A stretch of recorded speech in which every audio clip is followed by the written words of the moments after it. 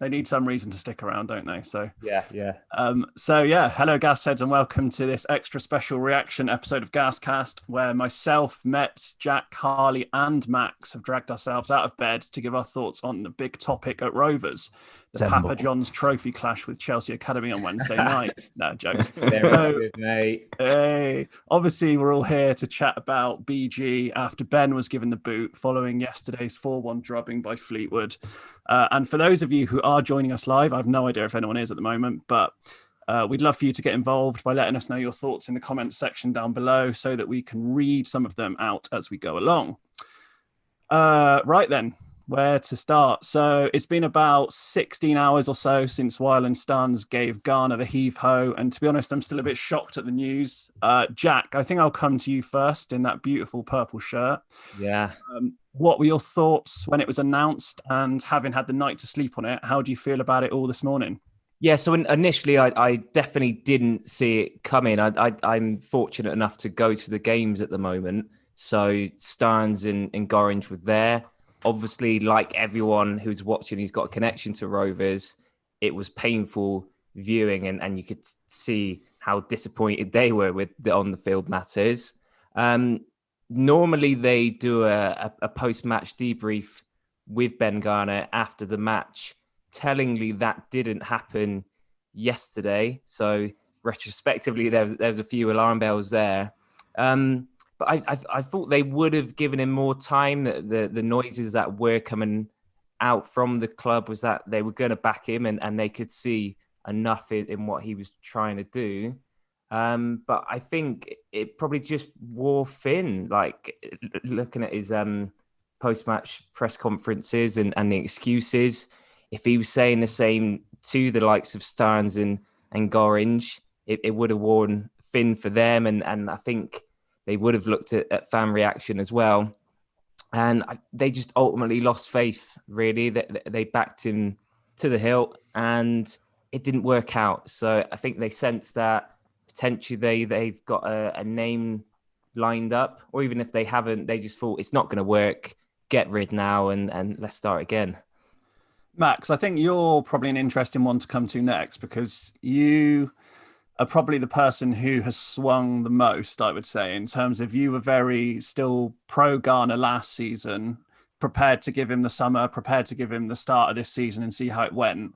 And it feels like, even with the early losses that we had to Sunderland and Ipswich and stuff, we didn't lose to Sunderland, did we? I always think we lost to Sunderland. It was just such a bad performance. But the early sort of dodgy performances and results, you still stuck with him. But then it feels like maybe in the last 3 or 4 weeks, you've switched and changed to sort of get rid of him, basically. So what has caused you to change that much, and what are your thoughts on it all, basically? I think just the fact that we've had 11 league games, but more than 12, 13 games now in all competitions.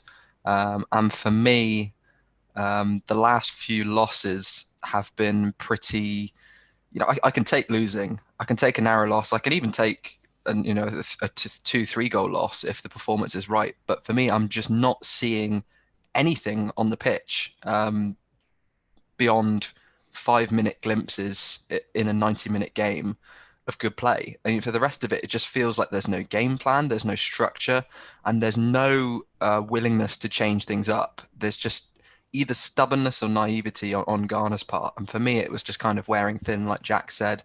The post-match interviews were coming off a little bit arrogant, or a little bit like Garner was just trying to deflect blame from himself. I know he did kind of take a bit of responsibility in the end yesterday, but all in all, I think, I just wasn't happy at all with the performances. There was nothing of substance for me to get behind, and there was no real brand of football that was spoken about and promised on so many occasions, that we were going to play this attacking, distinct brand of football. And I just don't know what that is after 13, 14 games in all competitions. And I'm just sat here thinking, what have we worked on? What are we doing? Because I'm not seeing the evidence of it.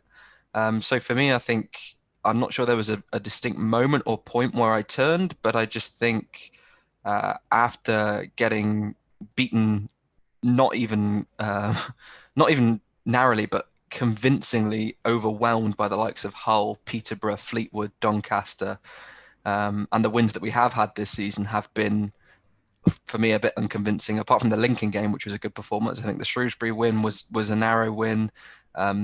Northampton was against 10 men, and they're probably one of the worst sides in this division.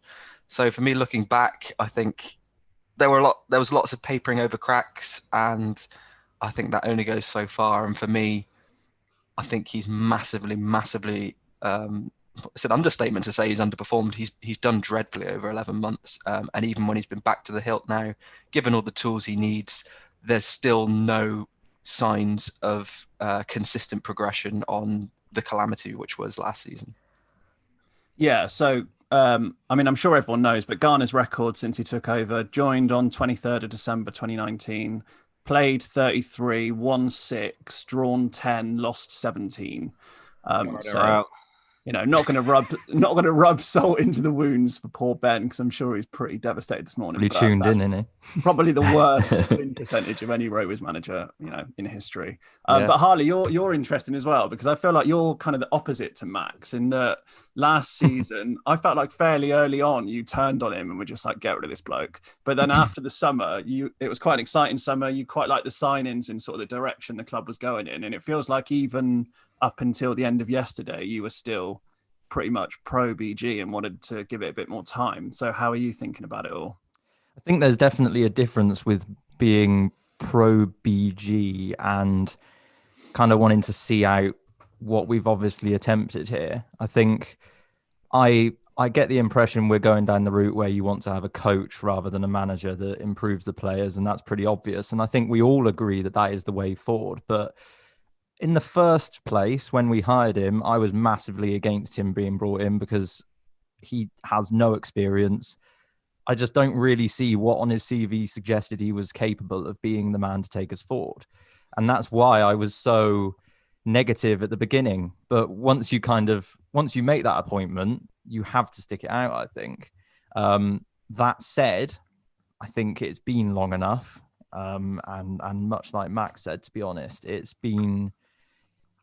whilst we had a few positive results in there, it hasn't been consistent.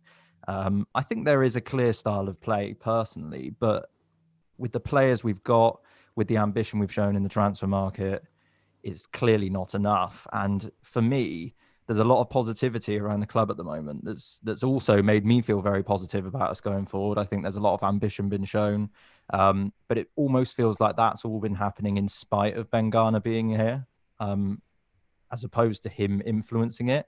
And personally, I can't be upset about the idea of giving someone else the opportunity to take what is on paper a very exciting squad forward.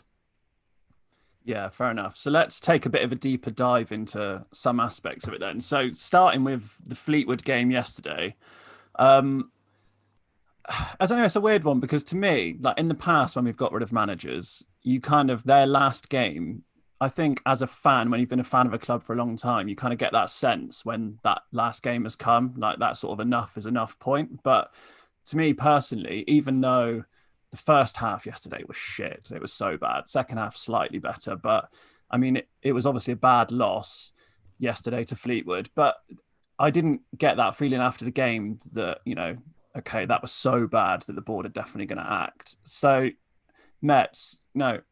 Did you get that feeling from watching the game? Did you think after the game, okay, that was so horrendous, the board are definitely going to sack him? No, it was bad. It wasn't kind of much worse than a lot of what we've put out this season already. There's a lot of the same failings there. So you just thought, well, okay, we'll go again, Swindon next week kind of thing. It didn't feel like it was going to be he has to go after that because it's so bad. And as well, I was also shocked because, like Harley said, the board have backed him to kind of for this whole philosophy. So I thought they'd have a lot more patience with him, especially if you're not going to get rid of him after last season's run. You kind of expect him to have another run this season, at least to like kind of maybe December time. If he's still like rubbish, then is, like you said, it kind of, you get the feeling that the manager's under pressure and then it's a few games and then there's like a straw that breaks the camel's back. But so that's why yesterday the news, I was proper shocked. Yeah, it it didn't warrant a sack. It was rubbish. It was awful, but I didn't feel like it warranted a sacking. Would you have given it more time? I would. I'm one of the few, I think. We've, like you said, when you listed out the teams that we've lost to this season, we've played most of the top 8 already. I just feel like, the Accrington game, we might have probably been favourites to win. I'd say we're favourites against Swindon, even with our terrible form, because they're right down there. You think a couple of good results and it gets the pressure off, because he was under pressure right at the start of the season, remember? And then a couple of wins, like the Lincoln win especially, kind of got him out of jail completely. And I feel like if we just had like next week's game and he wins it, you think, okay, there's young squad, all the normal kind of excuses come out, but he's getting the odd result that's kind of keeping our heads above water. So you kind of feel like it'll just kind of carry on and the board will back him, considering how much they have backed him in the summer kind of thing.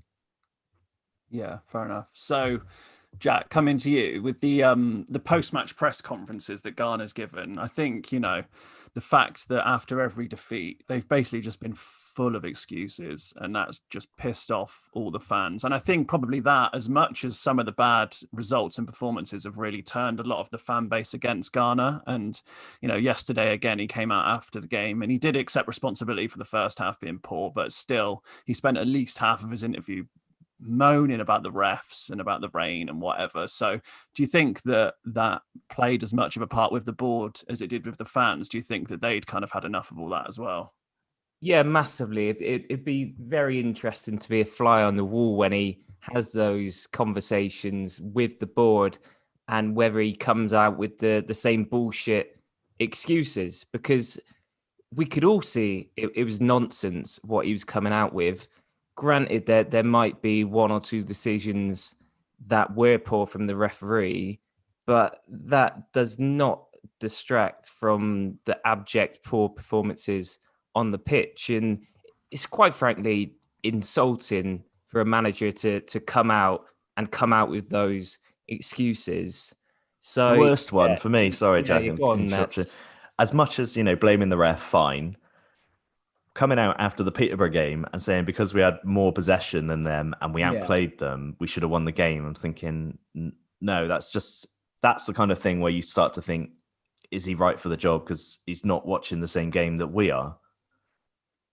I don't know. I don't know whether he was just blind to the fact, or I think he was maybe trying to save face a little bit, because obviously he's trying to convince everyone that things are moving in the right direction. So yeah, he's probably trying to kid himself as well, to be perfectly honest, because this is his first manager's job, and when you're in that position, you're kind of trying to do anything to save your bacon. So yeah, I think he was probably quite deluded himself in trying to make it work. And I mean, I think we've spoke about it before.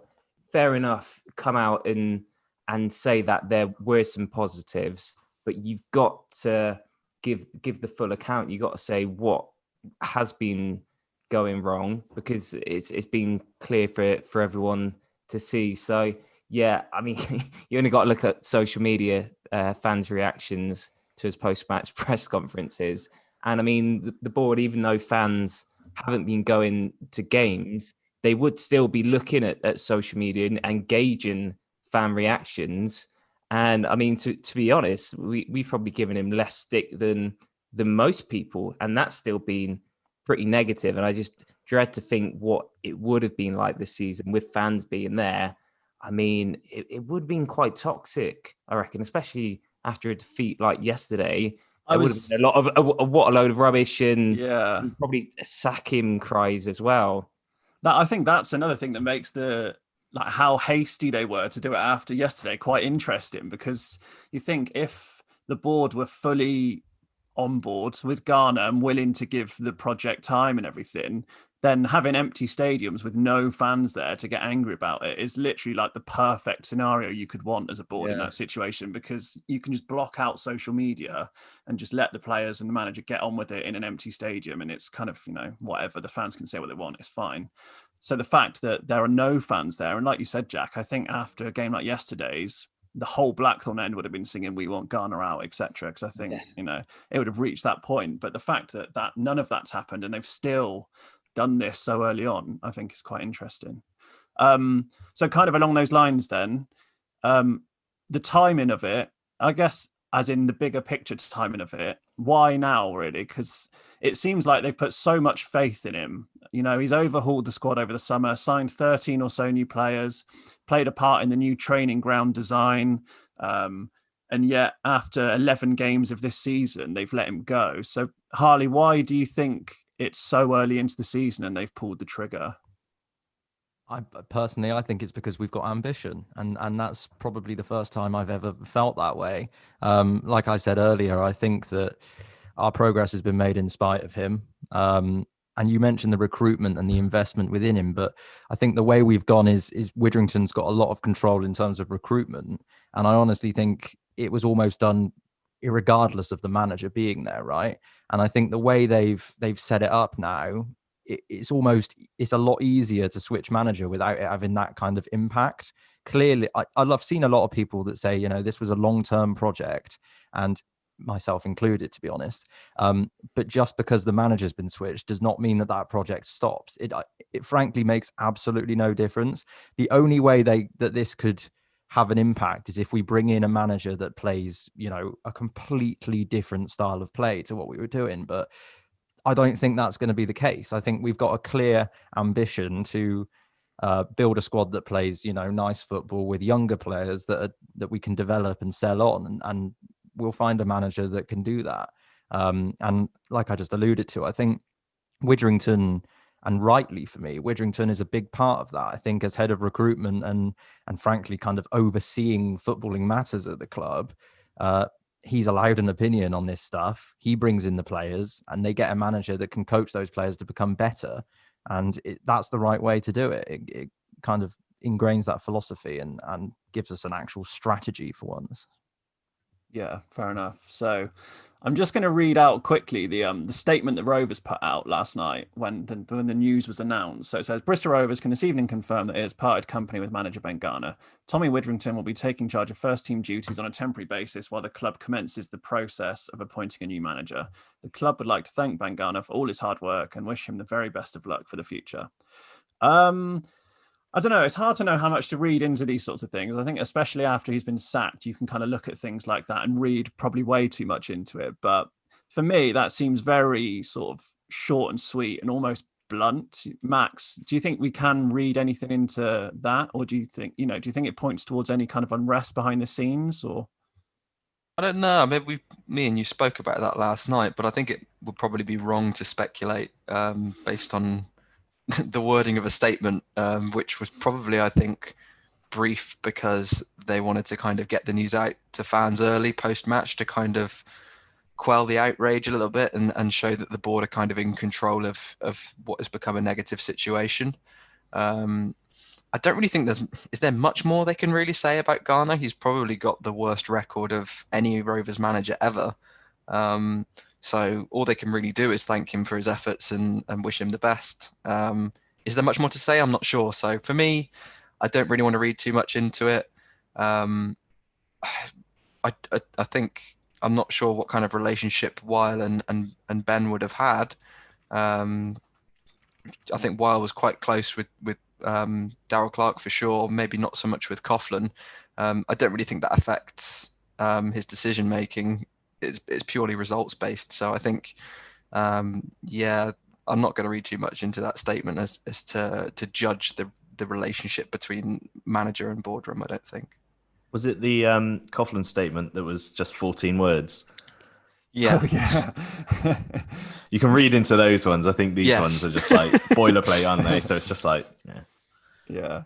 So, Mets, how do you think the players will be feeling then? Because obviously, as we've sort of already alluded to, most of this squad is Garner's squad, seeing as the fact he recruited most of them, not that long ago over the summer.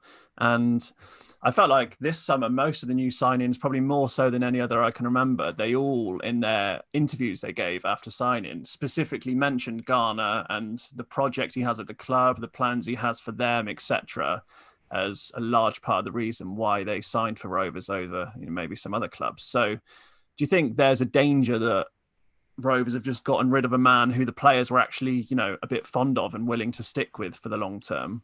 Yeah, definitely a risk. Westbrook came out explicitly and said that Ben Garner had an amazing PowerPoint presentation and it convinced him to sign, which is the most Ben Garner thing I think I've ever heard of.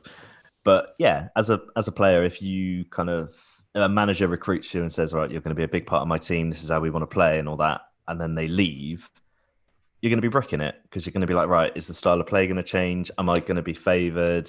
Because he would, like alluded to earlier, he would have his set kind of team and he would make exactly the same changes over and over again, and anyone else kind of didn't really get a look in. Like Alfie Kilgore, for example, didn't really get much kind of game time under Garner, and that might change with a new manager. You don't know. Yeah, it just kind of throws all the chips up in the air and God knows where they'll land. I mean, to be clear, though, if you get a PowerPoint out, you should be shown the door regardless of the job you're in immediately. So, I think actually, let's just end that here. I don't know. I reckon he's probably got some like the swooshy animations and all that. Like when you used to do them in IT at school. Yeah, transitions. Absolutely. That's it. Bit of word art.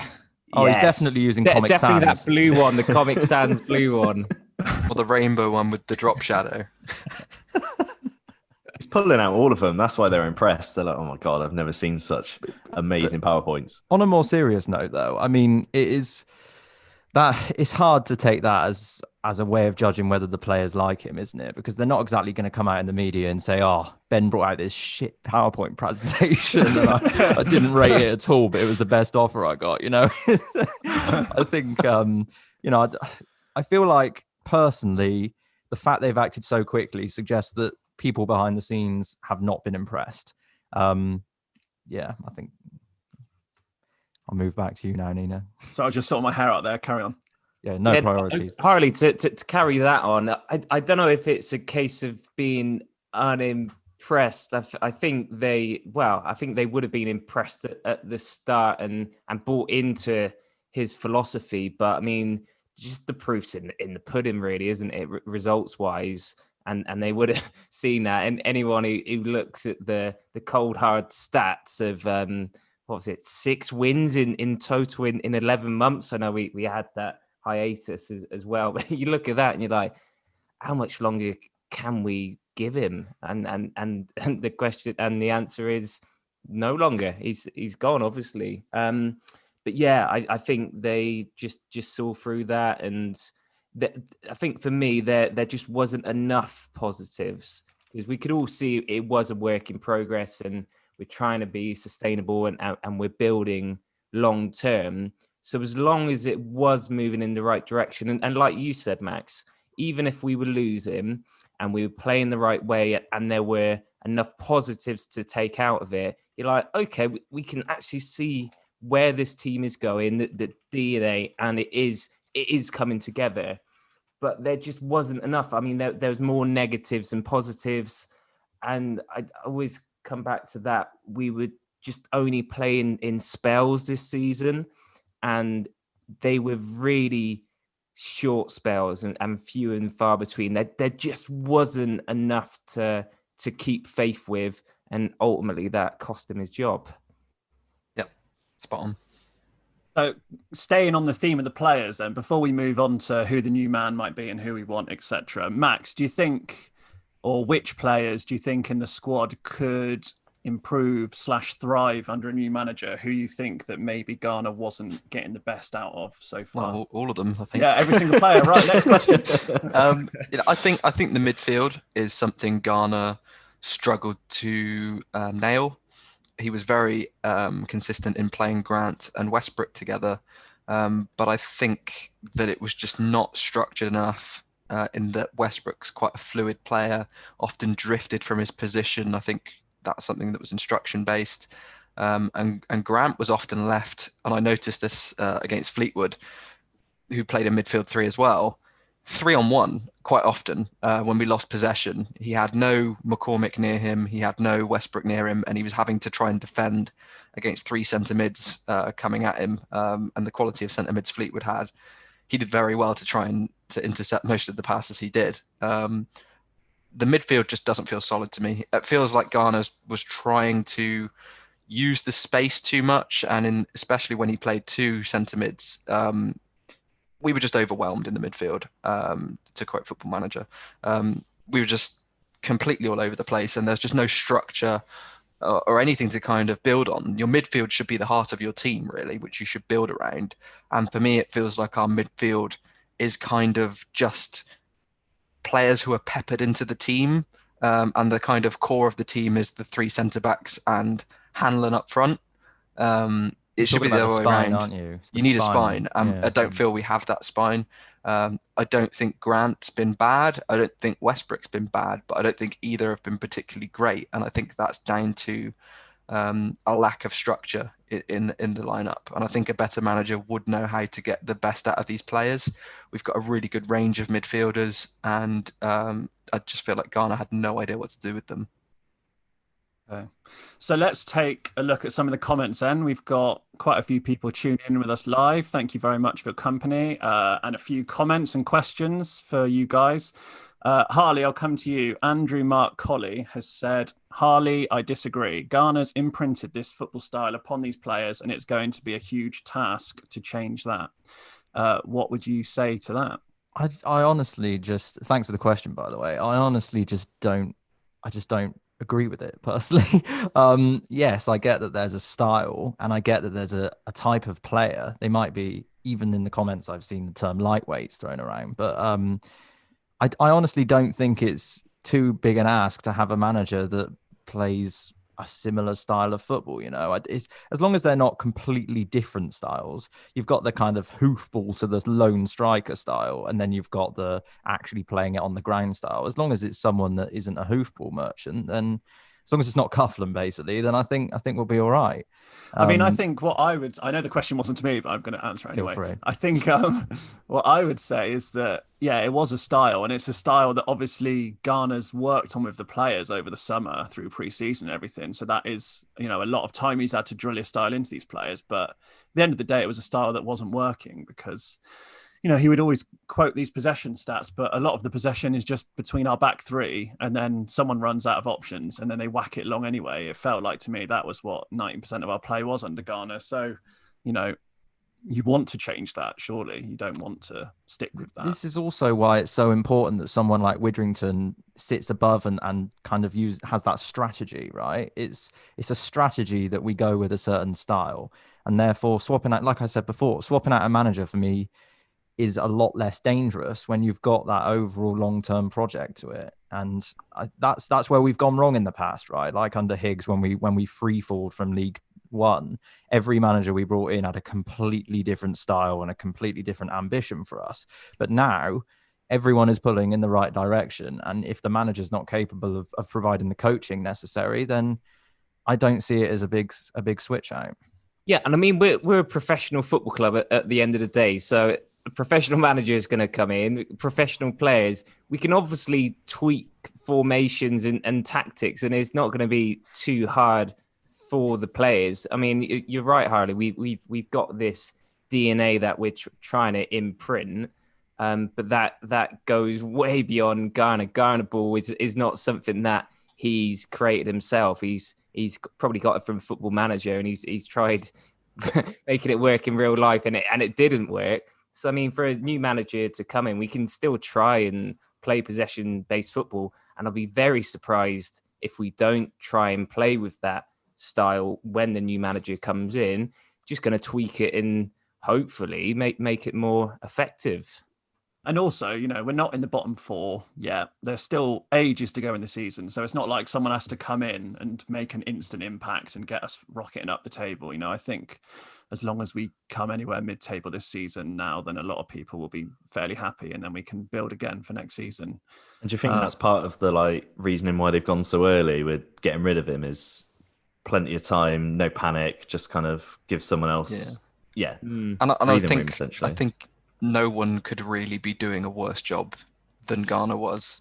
I mean that in the nicest possible way. I mean, the proof is in the pudding.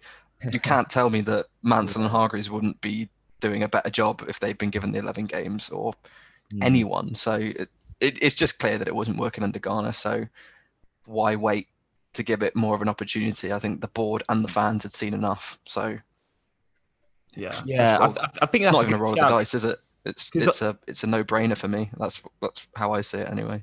Yeah, because obviously if you go too late and we do get into a proper relegation scrap, then thinking more long term goes out the window more. You obviously got a kind of firefight to stay in the league, and that might mean kind of changing your principles to be more effective in games. So yeah, I think it's really decisive action by the board, and like you say, Hardy, I think it shows the ambition we got. It just wasn't matching up to what he would have promised and what the board would have expected of him. So if that wasn't happening, then of course he's got to go. So I mean, yeah, massive props to the board for taking that decisive action, and now it gives the new man a good chunk of the season to see what he can do.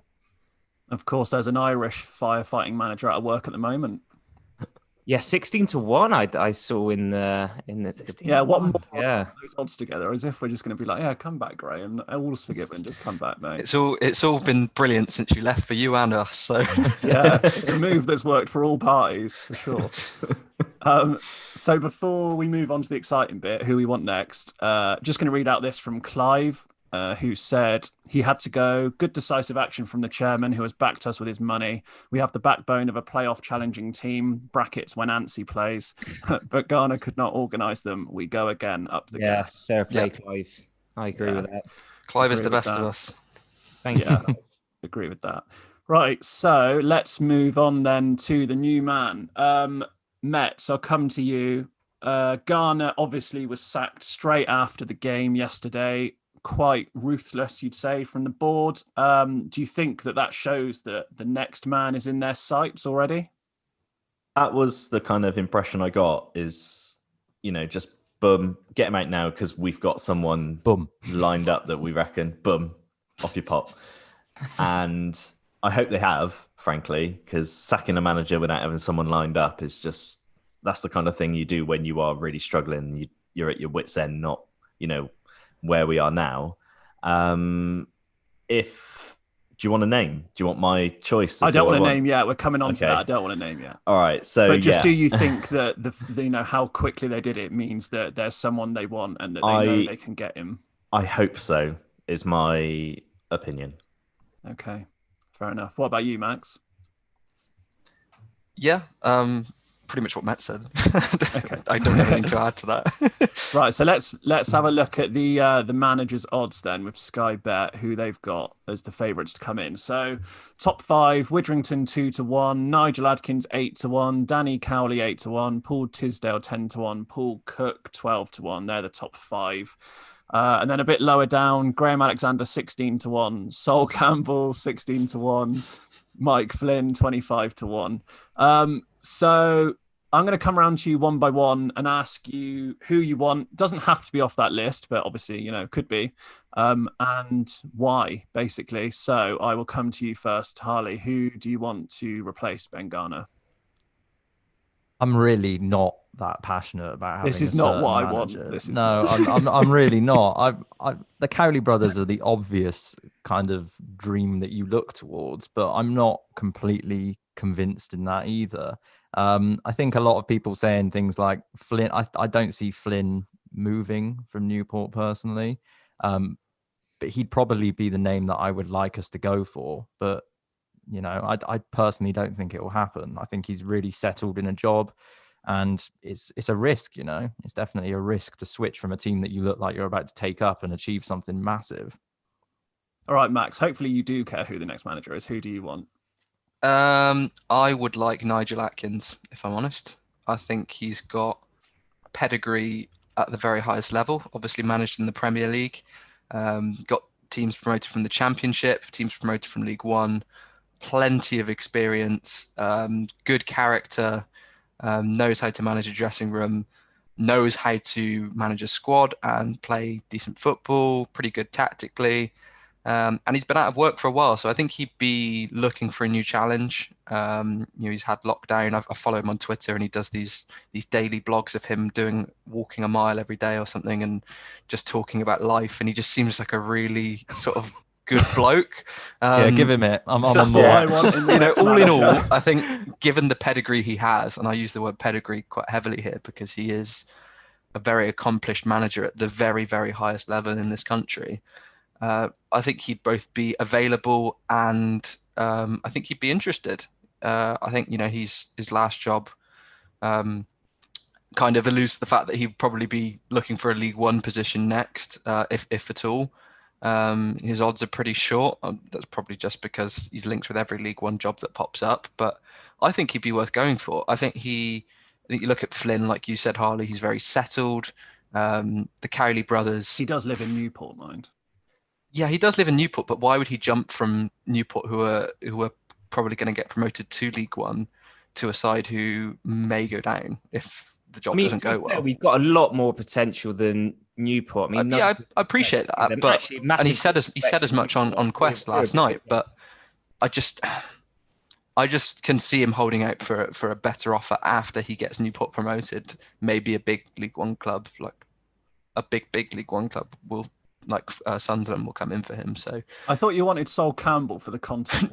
For the content, yeah, I think Sol would be just pure wonders for GasCast. Yes, it would be so great to talk about Sol Campbell. A lot of people dislike him online, judging he by did the reaction to my absolute tweet. bits at Macclesfield, mind. He was unbelievable. Yeah.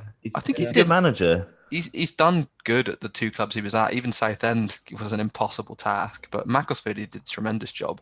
I don't think Southend fans would like that comment. Right, Matt, let's come to you then. Who do you want? I want Flynn. I think he'd be top of my list. For the reasons discussed, it'd be a difficult one, and that's why he's so far down the odds.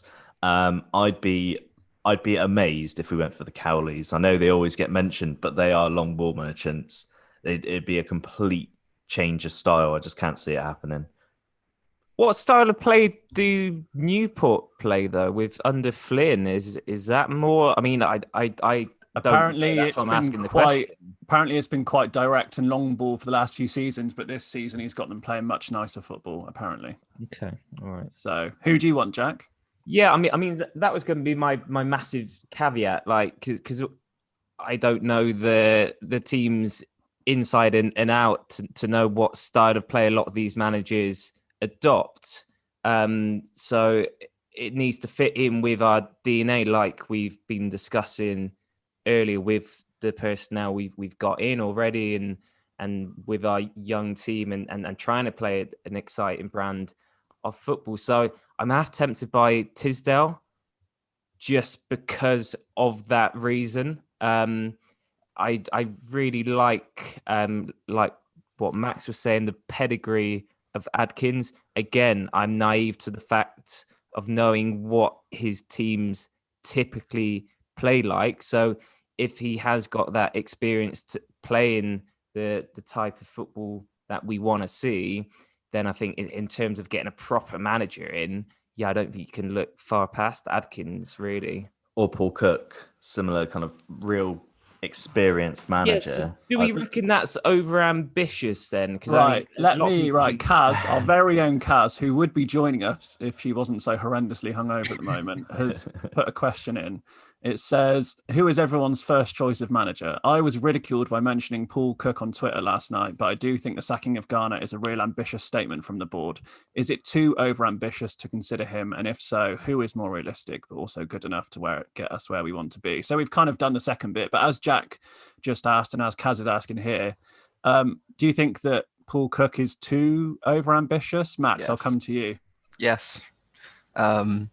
He was in for the Bristol City job and the Sheffield Wednesday job, and I think his sights are set a lot higher than League One in terms of both where he wants to manage and what he wants to earn. So I think we'd have to pay him a tremendous amount to bring him down to League One, and I don't think we're going to be kind of forking out those kind of wages for a manager. I don't know, because I wanted to go out with Keira Knightley, and I've had to lower my expectations when she didn't accept. So, Right, Paul Buckle. I think him going in for the Championship job's fine. I don't think that excludes him from taking a League One job where there is the potential for him to take us up, kind of thing. I don't see it myself. I can understand the point you're making, but maybe he will say, do you know what? I'm not getting any of these championship jobs. Yeah, I'll drop I down didn't a think level. Kieran Knightley would be your type, actually, Mets. Actually, Silence. I couldn't remember the woman's name from Doctor Who, the assistant. So I just went with Keira Knightley because it's easy. You can always Moving picture her on. straight away. She's always at the front of Keira Knightley's always at the front of your mind, so she's easy. Always. Yeah. Another comment then, or question. Lawrence Binks, how do you think this will affect the club financially, and how long do you think the board will take to replace BG? So I guess we've kind of gone into that a bit, but I think we're probably all expecting a fairly quick appointment from how this has happened. I think for me, I think Paul Tisdale's an interesting shout, Jack, because although maybe he wouldn't be my first choice, I do think on paper he ticks a lot of the boxes because he's out of work. That was the main reason I said it. I was literally just looking at the list, and I was just thinking who is going to fit in with the club, and like Harley said, with Woodrington and just our overall aims of the style of play we want to play. I mean, like you say, Tisdale just tick those boxes. I mean, I'm not 100% behind him. I've definitely got reservations, but yes, someone in that ilk, really. Because he worked with a lot of the young players at Exeter, and obviously they've brought through so many good young players over the years and sold them on for big money, and that's obviously what we want to do. Plays nice football. I mean, I would not be surprised at all if he was our number one choice. But yeah, who knows, I guess. And he was linked quite heavily last time, wasn't he? When Graham left, he was my His top League One choice record then. is very poor, very, very poor, and he did a terrible job at MK Dons. He's Got them definitely, promoted, but well, in League One, yeah, fair point. But Ash Belston's actually messaged in the thing saying that Tisdale's MK Dons didn't score a goal in 9 games. So going from one Garner to the next. Yeah, so he's kind of Garner but with a bit more experience, isn't he? And Garner but with a flat cap on. Yeah, well, a nicer cap. I'd definitely. still be. Even though I've kind of put him out there, I would still be underwhelmed by it. I think as you would say, Max, the kind of the pedigree. I don't think it's quite there with our ambitions. I think it would be better if we can get someone who's been there and done it at a slightly higher level. Nino, what do you think about Graham Alexander as an option? Yeah, I think is a good option. He'd be in my top 3, I think, because I mean I don't know. I thought he was quite unfairly sacked at Salford this season, and he seems like he's done a good job in the past wherever he's been. He's young. I think he's a good option. I'd kind of see him as someone who's solid, like not going to be particularly exciting, maybe, but just will do a really solid, good job. And guess what? So I've been furiously Googling all of these managers' names because my knowledge is limited. Guess where Graham Alexander was born? Coventry. Correct. Get him in. Nailed on. I've literally just put a bet on. Fucking hell. It is also going to drop sharply after that news. Everyone watching this is going to be lumping on straight away, including Woodrington. Nailed on. There we go then. Exclusive for everyone from GasCast. Graham Alexander, new Rovers manager. So I'm actually fully on board with that. Yeah. Phil Dale, not sure if this is serious or not, but he says, do you think Lee Johnson will be brought in now? No. Okay, moving on. Cheers. Hang on. Don't move on too quickly. If you're going to make a case for I do just want to quickly say that ignoring the link, he totally does fit the mold of what we would be going for, I think. Start him off. I think he's exactly the type of manager they want. We can't have a manager that's shorter than Oztumer. It's wrong. Well, it'll make Oztumer more kind of confident, I think. So maybe that's the key to unlocking his potential, is getting a really short manager in. Can I just point out the fact, Harley, that you're someone who's so aggressively against us, the potential of us loaning players from City, but you'd take the manager from them. This is. There for years. I'm just doing this for entertainment. Okay. Your microphone's gone really quiet. Yeah, Ollie. you're down a well now, Nino. Oh, well. Have you flicked your speaker bit up? No, I don't know. Is that any better? No. No. This is why we don't go live very often. Yeah, this is it. Tech problem. Screw you over when you're live. Right. Well, if anyone can still hear me, then I think we will leave it there because we've come to the end anyway. Does anyone have any last comments they would like to make? No. No. I have one more. A few people on the live have mentioned Woodrington. Mike Willett, in fact, specifically stating that he's a bit worried that Woodrington has an actual chance of being made manager. My personal opinion on that is I completely get why the bookies have lumped him in, but I honestly think he makes complete sense in the strategic role above it, and he's key to what we're doing, but I don't think they're going to make him manager. I just don't think it makes sense, because the manager we needs to be the coach that, whilst Woodrington plays a part in the recruitment and choosing them and putting that strategy in place, I think it's vital that there's a head coach that actually brings the players on the training ground. And Woodrington, I don't think, is under the impression that's what he is. So whilst he almost plays the role of director of football, really, I think, I don't see him being made manager, so I wouldn't panic about that one. I think he's almost been brought in as manager instead of Hargreaves and Mansell, because if Hargreaves and Mansell did well, they'd be inclined to give them the job. But with Woodrington, it's kind of like, you are just a placeholder for sure. Like, that's a very good point. I think you're spot on there. One thing we haven't mentioned, actually, I won't spend too much time on it, is Jack Meshaw, who was brought in by Garner to be his assistant. Yeah, will he stay? Will the new man bring in his son? He's pretty much gone. As a coach, though, he could slot in somewhere, but very highly rated as a coach, so maybe keep him on as part of the continuation. I don't know. Don't see it happening. Like a new manager comes in. I mean, more often than not, they bring their own coaches with them. So yeah, I can't see it happening. It probably maybe link up with Garner again, even though Garner's not going to get a manager's job. He's going to go back into coaching. I think in hindsight, Garner will probably regret now bringing in someone like Jack Meshaw as his number two, rather than someone a bit more experienced who could give him a different sort of perspective on stuff. It kind of felt like we literally just put Garner in a cloning machine, cloned him, and then made him the number two, basically. Yeah. That's exactly right. Which was, an odd move. Anyway, your audio's back, so we can carry on if you want. Well, I've come to the end of my script now, so we'll end it there. And I know a few of you have to dash off and do things with your Sundays. So thank you to everyone for tuning in, taking part, sending in your questions, etc. Great to have your company for this one. Interesting times at Rovers, and sure to be plenty to discuss over the coming weeks. So make sure you're subscribed to GasCast for all the latest news, opinions, etc. Thank you very much, and up the gas. Gas. Goodbye.